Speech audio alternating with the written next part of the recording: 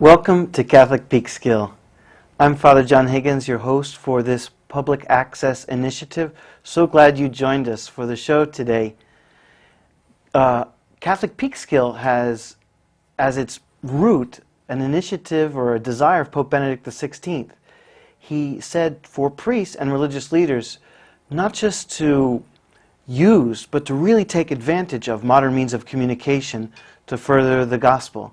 I'm so grateful for our volunteers who help to make this show possible, in which we interview various personalities that connect to the Catholic Church in Peekskill. Up till now, our various shows have included priests and leaders from our parish, but Assumption Parish is not the only center of Catholicism in Peekskill. Our viewers might know about the Byzantine Catholic Church, which is on Washington Street, Saints Peter and Paul's Church, Byzantine Catholic Church. They are with us under Pope Benedict XVI, and they're our good friends too. But many of our viewers will also be aware down by the Peekskill train station. Maybe we've heard the bells that come from the convent, or maybe we've had a chance to go there, or maybe some of our viewers even have graduated from the orphanage located there. We're very grateful for all the incredible work done for over 140 years by the Franciscan missionaries of the Sacred Heart. They came in the late middle part of the 1800s, and they've always from the beginning had a connection, even as early as 1869, coming to Assumption Church to teach catechism. And then when a school opened in 1907, they were our first teachers. We continue to have a wonderful relationship with them. That's why I'm so grateful that Sister Ann Matthew Carlone is with us this evening's show. She is the provincial, and she's here tonight. She's going to tell us a little bit more about her religious vocation and the work of the Franciscan sisters. Sister Ann Matthew, God bless you, and thank you so much for coming to our show. Thank you, Father John. Will you please tell our viewers just a little bit about your own self? I understand you're from New Jersey. Yes, Father. I was born and raised in a little town called Little Falls, New Jersey. I went to the school there, Our Lady of the Holy Angels, where I first met our sisters. Ah, the Franciscan sisters are there. Absolutely. Okay, where are they? It was actually my brother who was in public school. He's 3 years older than I, so we're going to be telling some family secrets. Oh, boy. He wanted to be an altar boy, and in those days, if he was in public school, he didn't know the Latin. So my mother was encouraged to enroll him into Holy Angel School to learn Latin, and I was in first grade. And that's how we started our Catholic education. And my brother is a very strong part of my vocation. I have to admit that. He loves St. Francis. In fact, his name is Matthew Francis. Okay. So we have beautiful connections. And he was also had this sister who became my sponsor, the one who mentored my entrance into the convent. She's Sister Frances Marie Connolly, who just celebrated her 100th birthday. God so he's bless her. Matthew Francis, and we're all very much networked together. But going to my vocation story, Please. it's a little bit of a mystery in the fact that from when I was a child, I was the middle girl. Went through all kinds of, shy and on the other hand, very aggressive. The competition between my older sister who had epilepsy and the way my mother had to work with her, and the birth of my younger sister, and always Matthew being the only boy. So you have to know what a girl, the middle girl, goes through. But it was the sisters and the relationship that I had with them that called me forth to vocation. My third grade sister in particular, Sister Frances Jerome, was the one who introduced us to St. Teresa of Avila, St. Teresa Little Child, and St. Francis, naturally, and St. Anthony. But going through those early years of the stories of the saints, it was always a little fear and trepidation. Why would I want to be a saint? Why would I want to be holy like these sisters and know all this and be able to share with children? So it was like, how could you do this, Anne? The little child in me would say, you can never aspire to become a sister. And so I became a little boy crazy. By the time I was 12, 13, and 14, you couldn't control me. Again, it was a way of getting attention. But it was Sister Frances Marie in 8th grade. I had her for 4 consecutive years, because in those days we had double grades, Okay. fourth and fifth, fifth and sixth, seventh and eighth. Okay. She happened to move with me as I was going up, and said to me many times, you know, you can lead the rosary in church before Mass, daily Mass, if you come to church. I said, oh, I can't say Allah, forget the Hail Mary. The typical fearful, shy child in me, and even a young person would say, I cannot do these things that the sisters would ask of me. But yet, through their encouragement and through their constant care and patience, they would bring out whatever I had hidden in me that I never thought I had. So it was beautiful, our relationship with the sisters. One prayer in particular that I say to this day, the prayer before communion, was taught to me in third grade. And it was the Sister Frances Jerome who would say to me, I want you to come on Saturday to help the little children in public school learn their prayers, their act of contrition, and the prayer before communion. And again, I felt, you know, why would they ask me? I'm not that bright. You know, I'm not the brightest child in the class. But my mother would allow me to go, and on Saturday we would do this. And every time, sitting with a child like this, if the child couldn't remember, they'd say, well, Jesus is going to help us. You know, you just feel Jesus is with us. And as small, as young as I was, it was like, you know, are you really saying this, Anne, to this little child? And we'd start, oh my Jesus, I believe you are present in this blessed sacrament. I love you, I adore you, I praise you. Please help me to make a good communion. And Mary, my dearest mother, pray to Jesus for me. Beautiful. I was amazed with how many children later on, when I would meet them in town as a teenager, you were my teacher. I was for First Communion. And of course I was only the little helper. But there were those kinds of memories when it came to my questioning myself as a junior and senior, did I have a vocation? That brought me back to, you have to try. If that whisper in there is God is asking you to do something, you have to take the leap, you have to try. So going back to the boy-girl, you know, parties that I was going to as 7th and 8th, 9th graders, we were, you know, always together, CYO. My mother was the one when I told her, I think I'm going to enter the convent. What are you, crazy, Ann? You can't stand anything on your head. You can't sit still five minutes. You love basketball. You love this Friday night dances. She said, I don't think you're ever going to go. And sure enough, I no longer had that desire when I was a junior and senior, because I kept saying, this can't be. My mother's right. You know, why would God be asking me to do something that goes against my natural inclination? Going back then to the prayer life, it was always the prayers that I was taught by the sisters as well as my mother, you know, the guardian angel prayer, the prayer of St. Francis, that our junior year of high school, that Sister James Joseph asked us to memorize as our homeroom prayer. It just like, there was always this little contradiction, how, you know, yes, no, and the vacillating Anne that's a part of me, difficult to make a decision, still to this day, was always, you know, that's rubbing into me, gnawing at me, saying, you know, why, Anne, do you want to think you can become this holy person? I always thought of the sisters as holy and good and beautiful and joyful and spontaneous.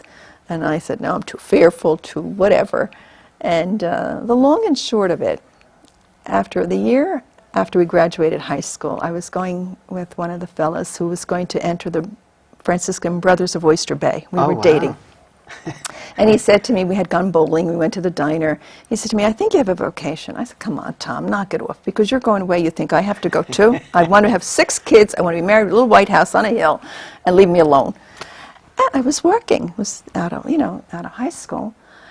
It was January, and he left at the end of January, and I went back to Sister Frances Marie. I said, Sister, you know, what do you think?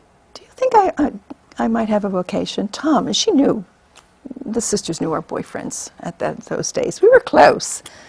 Wow. Well, you know, if he's going, you just pray. Just pray, and if it's meant to be, God will give you the grace, you know.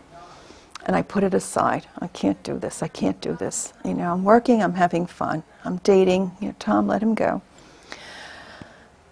So I said to her one day, well, I met her after Mass, and she said, Sister, she said, I think you should meet Mother Roberta. Sister Roberta is the provincial superior in Peekskill.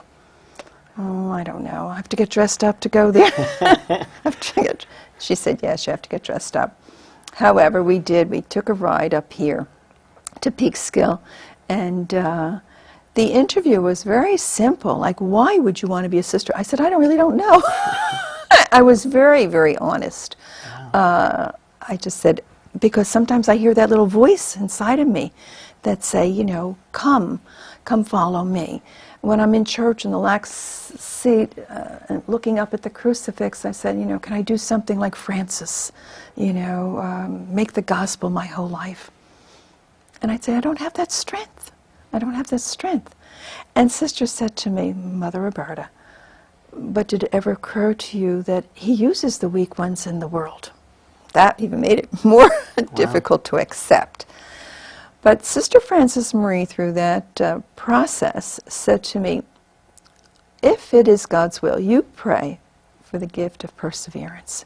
You say, God, if it's your will, give me the grace to persevere. If not, give me the courage to leave. Well, obviously, Father, I'm here. I'll be next September. I'll be here 50 years since entrance.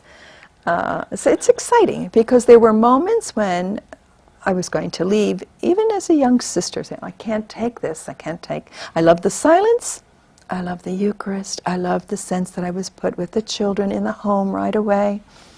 And then as a novice, I was asked to work in the infirmary. All those types of assignments I loved. What I couldn't take was my own insecurity. Okay. My, what do you say? One minute I'm madly in love with religious life, and the next minute, oh, the human passions, where's that, you know, where's that intimate love relationship with another human being?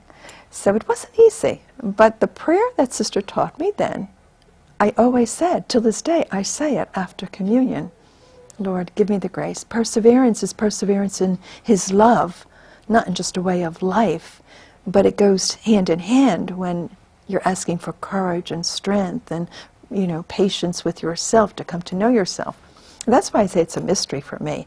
Because I entered, we were 21. We were 21 novices. And by the time we made final vows in 1970, we were down to 10. And then by another 10, 15 years, we were left with 4 sisters of my group. It was after the Vatican Council, you know, that we had the most challenge presented because we entered with saying our prayers in Latin. We had the full regalia, you know, the piece under here was called a segolia, the black band. We had a long crucifix over here that very restricted in our daily orarium with the amount of silence that we had and even to write home. If you ever saw the Nun's Story, with you know, that was see it yet. I should. I'll put it on my bucket list. That would be, you know, the 400 years of monastic life, even though we were active, contemplative rather than contemplative active, that our life was. And the Vatican Council, you know, John 23rd really said, you know, open the windows and let's start to connect. The hierarchy of the church became more of that circular dialogue and collaborative, you know, life. Whereas before, everything was what Sister said, you know, what Mother Superior said. And all our vows were in that context. So, you know, Father, I could talk the whole... Yeah, thank you so much. So, you entered... 19. And as a young woman you started, and you said immediately they put you to work at the orphanage. Yes. Was that here in Peekskill, or was that a different place? Yes, I had the same room. I can pass it every day. I had the baby girls. They were aged from 3 to 5.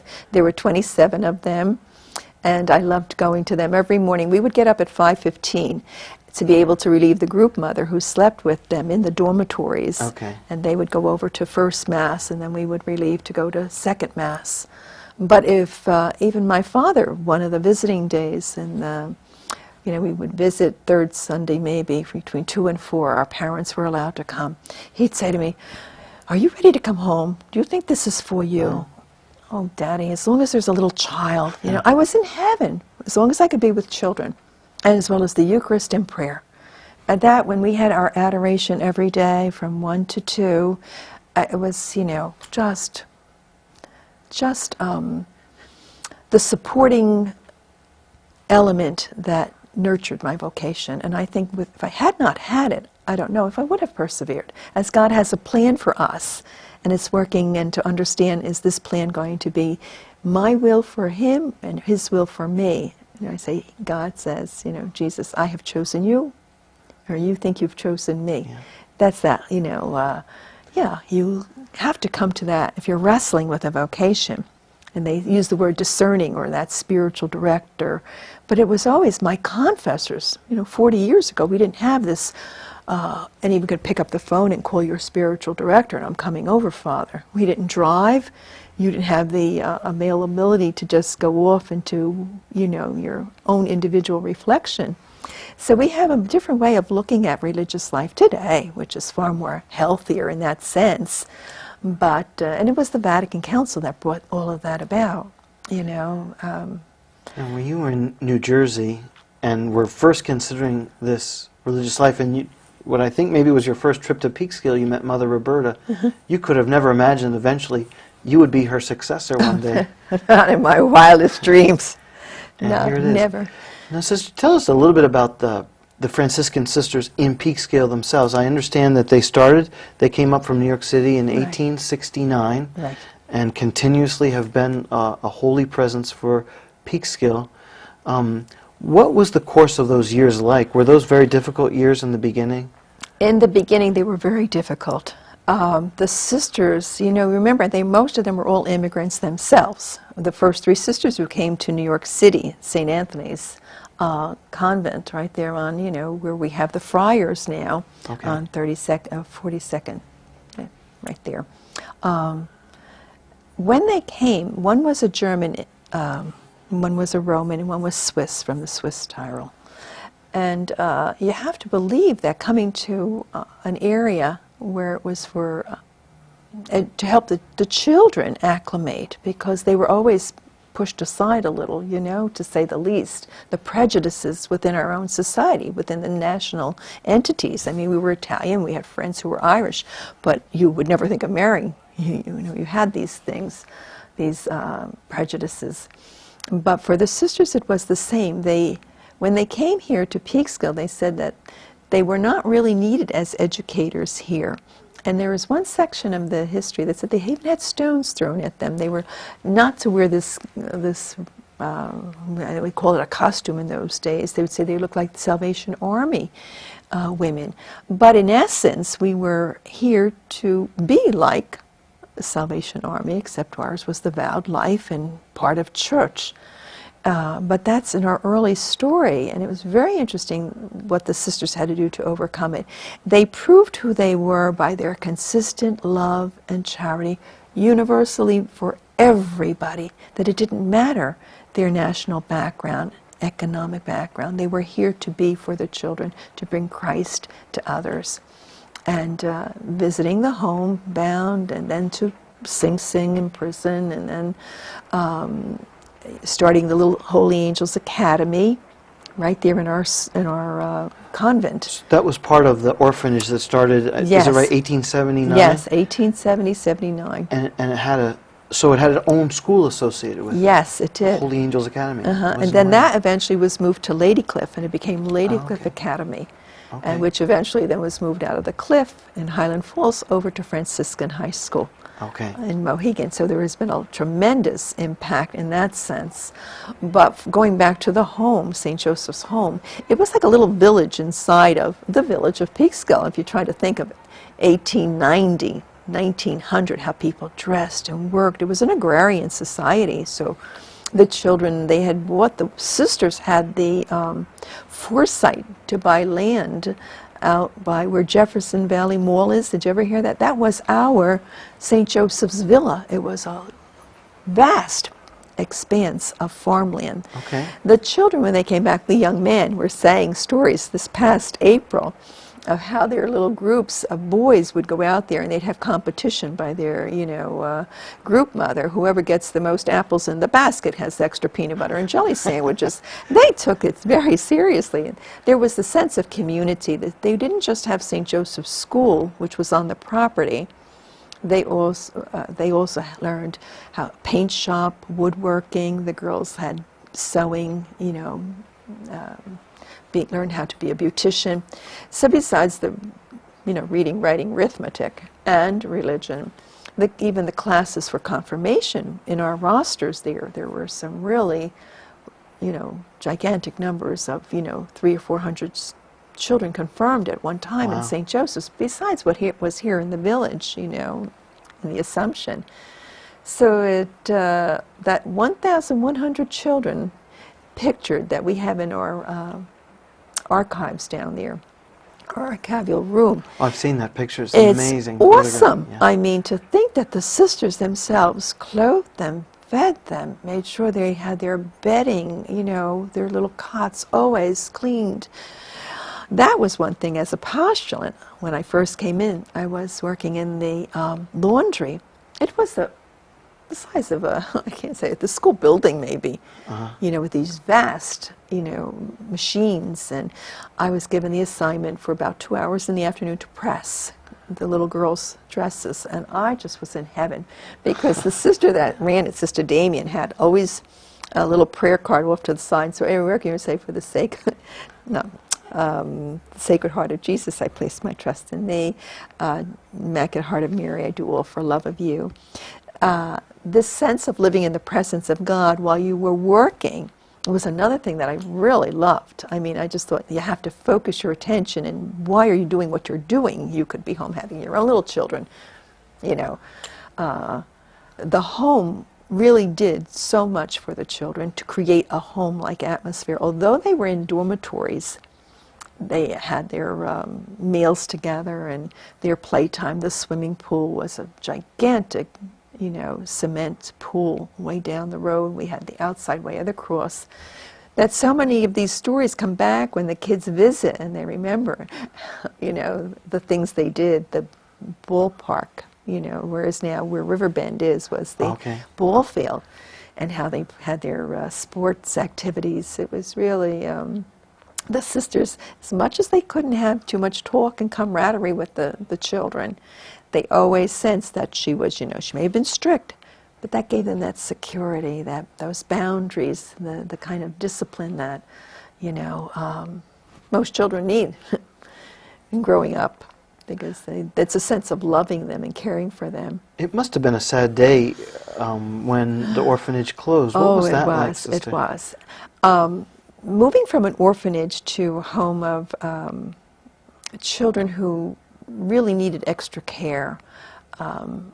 In one time in society, we said the dysfunctional family, but everything today is, we all say we're all dysfunctional in whatever way. We want to use these, words that can be hurtful at times. So I wouldn't want to say that when the breakdown of the family was beginning to occur in the 70s, 60s, and 70s, I think it really, Mayor Koch and the city of New York, they all agreed that children shouldn't be in the institution, quote, institutionalized, that should be in more foster care, more small groups. We did attempt to have some cottages set up right on the 250 South Street. But there also was the John F. Kennedy home opened down in the Bronx. In the Bronx. Sure. So our children would go then there. Again, it was the smaller type of living. But the thing with it closing was that I think it had served its purpose 100 years. Was it open for a full 100 years? Full 100 years. It's it's almost, from 1879 to, to 1979 exactly when it closed. I think there were a little bit less than 200 children, 250 children at the time, between the boys and the girls' house. But again, we see all the chapters of our history is in God's time. God has a universal plan for us, and I think we just have to understand it. How we are instruments, and it's His work, it's His design. Now, I know many of our viewers would have seen the convent there and the extended property. Are people allowed to visit sometimes there, Sister? Oh, sure. Yes. We had someone come up from Verplanck. His brother came in from California, and they wanted to come back, visited from St. Patrick's, Verplanck, and sure enough, they wanted to see what it looked like, and they could not believe. But when you show them the pictures of the original house and the way it expanded, they, oh yes, we remember this and we remember that. But the places in particular. I remember the many times that I've celebrated Mass in the chapel there. Each time I go into it, I'm overwhelmed by the beauty and the love of the good sisters there. It's really a place of great peace and comfort for anyone who goes there. And I hope some of our viewers will be edified by that experience. Sister, I want to thank you so much for this chance to share a little bit. I've learned so much in this interview. I've been in Peekskill for 6 years, and I have not heard a history like this, and I'm really grateful for your presence. Sister, thank you so much for being with us today on Catholic Peekskill. I want to thank our viewers for joining us for Catholic Peekskill, and in the credits you'll see some of the information about Assumption Church. Now, if you want to visit the good sisters at the Franciscan Convent, it's right there on South Street, right by the train station. If you're there, you just look up, you'll see the beautiful chapel there. And if you're in Peekskill, to visit us at Assumption Church, I want to let you know our Mass schedule. We have Mass on Saturday evenings at 5 p.m., and then 7 o'clock in Spanish, and then Sunday morning at 8, 10, and 12 o'clock noon in English, and then 7 p.m., again, Mass in Spanish. We have confessions every Saturday at 4 o'clock from 4 to 5, and of course anytime by appointment in the rectory, or just come. We'd love for you to have that experience. We also like you to visit our website, AssumptionPeekskill.org. There you'll see a lot more information, a little video, and you can also link to our blog, CatholicPeekskill.blogspot.com. I hope you'll give us a peek there. You'll see some great pictures from some of the recent events we've had here in Peekskill, Catholic Peekskill. So grateful for your joining us this evening. We wish you God's best blessings on you and your family. Thank you for joining Catholic Peekskill.